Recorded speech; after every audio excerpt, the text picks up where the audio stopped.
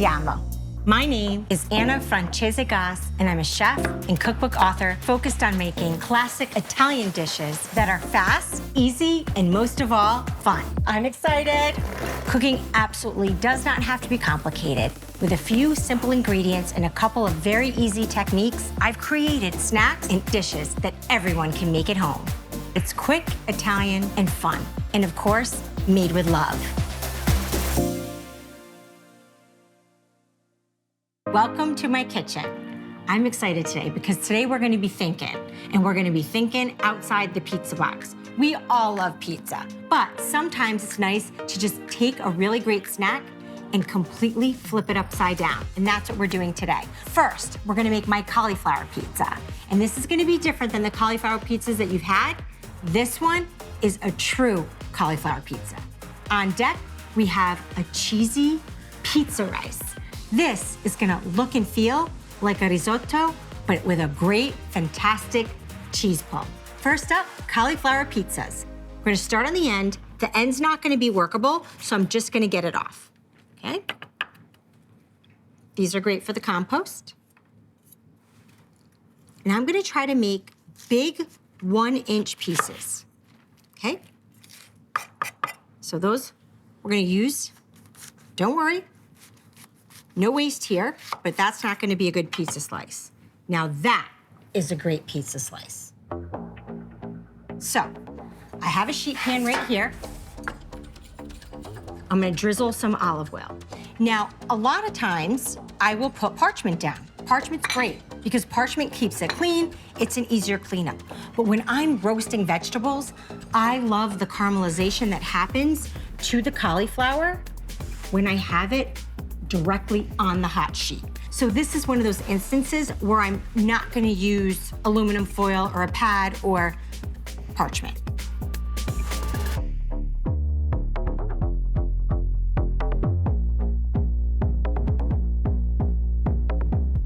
Just like that. Look at that. And then this, you can save these for another day. But I always love thinking, have one mess and have enough to eat twice, right? So whenever I make my cauliflower pizzas, I also make my cauliflower poppers. Oven is on. My product is right here, ready to go. I make something right now alongside. And the great thing about cauliflower is they have all these gnarly corners and crevices, and that is great for catching flavor. So my oven's ready. So what I'm gonna do is I'm gonna get these started, okay? Little olive oil on top, just like that.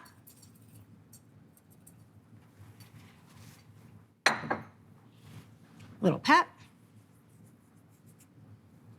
Just adding flavor. Always salt. Up high, making sure everyone's getting a little love. And I'm gonna get these in. These are gonna roast up. We're gonna make pizzas, but we wanna give them a head start because sauce and cheese don't take that long. So let's get these in, and I'll continue to work on my poppers.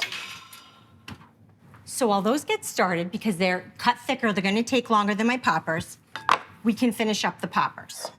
These are my cheesy breadcrumbs. The recipes for them are in my book. If you don't wanna make homemade breadcrumbs, you can simply just use the ones from the store, but I love this.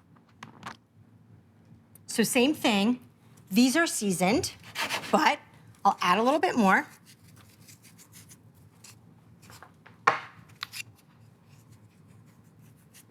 And what's great about these, you can do them any way you like. You can make them smoky with some paprika. You could make them, more of like garlicky with some garlic powder. Anything you want. Roasted cauliflower is fantastic. One time I even put taco spice on them and made them into tacos. So cauliflower is just a great blank canvas to make some really, really delicious meals. It's one of my favorite vegetables. So all I'm gonna do is put these all over the top. Okay. I'm gonna actually make these a little bit cheesier. My cheesy breadcrumbs have cheese in them, but I have some grated parm in the fridge from last night. I grated it up for some pasta. I'm gonna throw this on too. Why not? Parmesan on a baking sheet is kind of magic. You're gonna see when these come out, really, really good. These might end up being the star of the show. And this was just made with leftovers. A little more of this. And listen, if you want this to be gluten-free, just use gluten-free breadcrumbs. Okay. Always be generous with olive oil when you're roasting vegetables. It really helps with that caramelization in the oven. All right, these are gonna cook alongside. So let's get these in. We got our pizza and our poppers in the oven, and I'm gonna do a little cleanup and get ready for when they come out. So let's talk toppings. I have our usual suspects, sauce and cheese. Always make people happy, and I always have them in the fridge. Now, I'm gonna see what else I have in the fridge, just in case I wanna spice things up. What do I got in here? Okay, I have some pepperoni. So you know what? I'll do 3 marinara or margarita and 3 with some pepperoni. So I have pepperoni too. This is exciting. So now I have everything I need to top these cauliflower when they come out. These are ready to flip.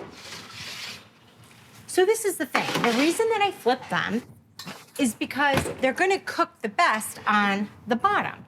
So I flip them and then I top them. All right, so the first thing I'm gonna do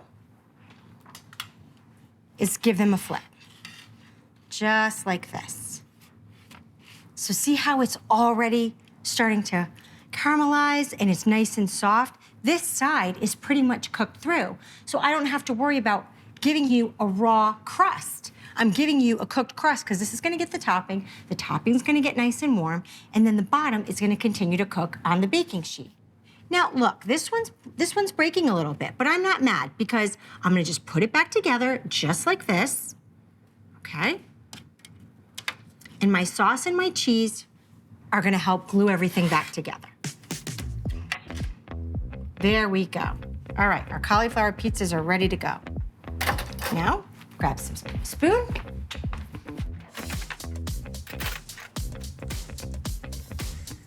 Drop my sauce. Just like this. I love to be generous with the sauce too. I love tomato sauce. Okay, last one. Just like that. Oh, love it, love it, love it. Nice, generous helping of the cheese. Just like that. Right over top. Okay. All right, I'm gonna go ahead and just put pepperoni on a few of these. You could add some more veggies on top. You could get the kids involved and let everyone top their own. Whatever you want to do.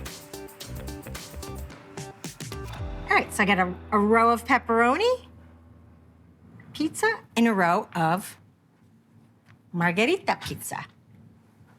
What I'm gonna do is I'm gonna pull my poppers because they're probably done. Oh, yep, they are. They smell so cheesy and so good. So now that I have these out, I'm gonna get my oven to broil. All right, these are done. They look great. Really simple, but really delicious. Now, I'm gonna get these in. All I'm really doing at this point is cooking up my top a little bit and getting all that cheese melty and gooey.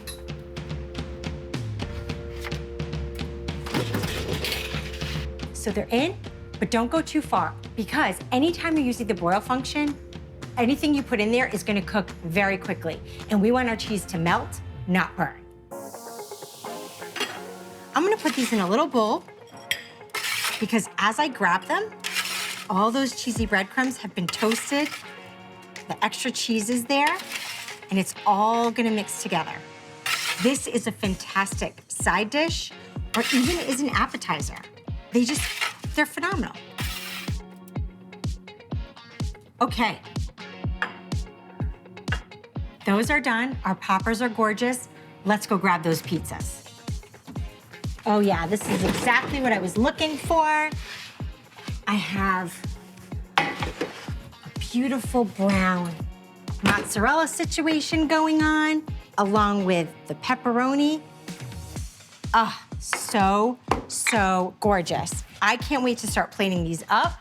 So I'm gonna take this gorgeous one.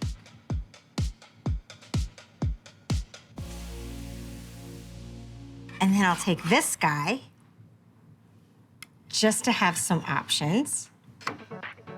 Now, if you have it, not necessary, but absolutely divine, grab a little basil, put it all over. So pretty. And I'm telling you, it's just gonna really, it's really gonna knock people's socks off. Who would have thought? Cauliflower pizza. We're thinking outside the pizza box here, guys.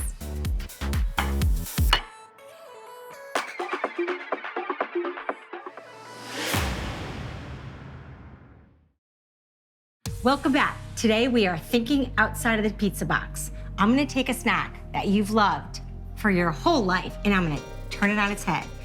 We're making pizza rice. I'm gonna give you pizza, but I'm gonna serve it up to you in a bowl. So we're gonna get our heat on. I'm gonna start with 3 tablespoons of olive oil. Get that in there. Grab myself some garlic and some basil. I love to start recipes this way because your olive oil is gonna eat up any flavors that you put in there. So what's better than having this as your flavors, okay? So I'm gonna cut some garlic, give it a smash, pull off the peel. The nice thing about smashing it, not only am I pulling off the peel very easily, but I'm getting a lot more surface area on this garlic. So just really get that flavor in there. Now I'm gonna take some of my basil. I say this all the time, don't cut basil, tear it, and get it right into the pan. It's gonna frizzle, it's gonna bloom, and it's gonna impart all that flavor. I can smell it. I can smell all the oils releasing from the basil into the olive oil. Now that I have these in there, I'm gonna add my arborio rice. This is Italian short grain rice. This is kind of like the Cadillac of rice in Italy. It was originally only made in Piedmonte, and now it's made in California, I mean other places, but really it was a very special rice only made in the north. As a Southern Italian girl, I didn't grow up eating a lot of rice. This is such a staple in the north, and they eat a lot of risotto. And this rice really is a risotto. Instead of using broth, we're gonna use tomato sauce. So it's gonna be what you would say alla pizzaiola. So there is a recipe called bistecca alla pizzaiola, and all that means is steak cooked in tomato sauce. So this is really the same thing, because alla pizzaiola means in the method of a pizza chef. And that's really what we're doing. So we get this in here. We really just want to coat the rice and meld all those flavors around. Always salt. I'm gonna turn this down and I'm gonna grab my tomato sauce.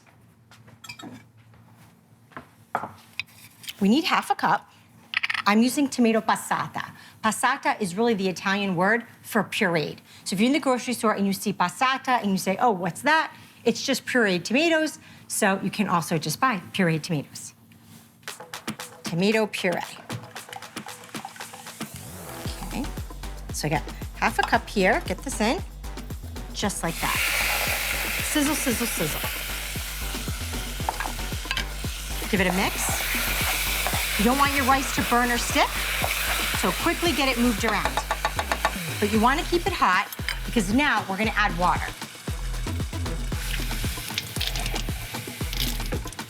And just like in the style of risotto, we're gonna add the water gradually. So I'm gonna add a little bit to start, added half a cup, and I'm gonna mix it around. And I'm gonna allow this to come to a boil. Once it comes to a boil, which is happening really, really quickly, I'm going to reduce this to a simmer. rice is incredibly absorbent, and it takes on the flavor of whatever you're cooking it in. So if you're cooking it in water, it's gonna remain very bland. If you cook it in chicken stock, it's gonna have a chickeny taste to it, a chicken taste to it. And that's why a lot of risottos are with gradual adding of chicken stock or broth. Here, we're gonna add tomato, so we're gonna make that rice taste like tomato, which is why it's gonna feel like pizza. So this is now down to a simmer, and I'm gonna cover it. The thing about risotto is it does require a little bit of babysitting, because if I just leave this and walk away, what's gonna happen is the rice is gonna absorb all the water that I put in here, and then it's gonna start sticking to the bottom. We don't want that. We wanna be able to continue the cooking process and allow it to gradually take in that flavor. So I don't need any more tomato sauce, because the tomato sauce is gonna get very concentrated on that grain. What I'm gonna need is more water, because as this cooks, it's gonna need more water to keep cooking. So I'm gonna put this in and let it stay for 5 minutes. I'm gonna grab another half cup of water, and then in 5 minutes, I'm gonna add a little bit more water. I'm gonna do this over and over till I hit 20 minutes, and then my rice is cooked. Let me grab some more water. It's gonna be about 2 cups of water total. Now, you also look at what's going on in your pot. If you're at the 20-minute mark and it just doesn't look cooked, that's okay. Add a little bit more water. You can always add, you can't subtract. So just make sure that you're doing it gradually, you're allowing the rice time to drink up that water, and you know at the end, you're gonna end up with a great creamy risotto. Okay, so we're at the 5-minute mark. Let me give it a check. Yep, my rice is getting thirsty. I'm just turning it around to absorb what I have in there. As you can see, the rice still has a little bit of moisture, but now it's a really great time to add some more water. Hit 5 minutes, it's thirsty, it needs a little zhuzh, so we're gonna add another half a cup.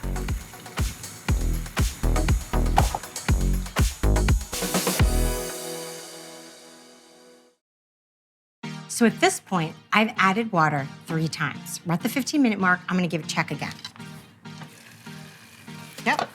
He's thirsty again. He's ready for some more water. It's looking fantastic. I'm gonna add another half cup. Give him a shake. Put this back on. Let him simmer. Okay, we just hit the 20-minute mark. Let's see if my recipe's right. Yep, we hit it. Now, it has drank up most of my water, but what it left me at this point is a very nice, creamy risotto. I'm just mixing it all together, incorporating, and at this point, I'm gonna turn off my heat because my risotto is ready to go. And you want your risotto to still have a little bite to it. You still want it to actually be a little al dente. Italians do not overcook pasta, and they do not overcook rice. Same deal. So what I'm gonna do now, I'm gonna add 1 cup of shredded mozzarella. And what this is gonna do is truly take this from a tomato risotto to pizza rice. Just again, we are spinning something that you have known as one thing for your whole life and made it something new and different. And it's just ooey and cheesy and gooey, and it's gonna feel just like pizza. All right, so this looks fantastic. So happy with this. I'm gonna add half a cup of Parmigiano right to the rice. Okay, so I'm gonna get that in there. I talk about it a lot. I really think that you should get cheese in its original form, whether it's the block of mozzarella, whether it's the hunk of parm, and grate it yourself. It lasts longer when it's not grated. It tastes better. It's less expensive. So if I haven't done enough to convince you to buy your cheese, not shredded, I don't know what else to say. All right, I'm gonna mix this in, and this is ready to plate up. And the cost to make this is less than the cost to buy a pizza. Okay, let's plate it up. I'm gonna give myself a nice big scoop. I've been thinking about this pizza rice all day.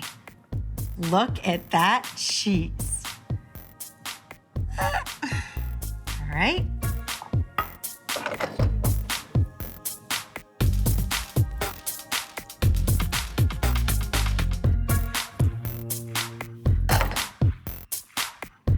This looks fantastic. I'm gonna go ahead and add a little bit more cheese on top. I always love giving people a sneak peek of what they're getting. I mean, come on. Just to dress it up, I already have it. I'm gonna grab some fresh basil, give it a little hat, and there you go. Pizza rice, because we're thinking outside of the pizza box. This was a great day. I had so much fun making these gorgeous spuntini for you, and I hope you did too. Arrivederci.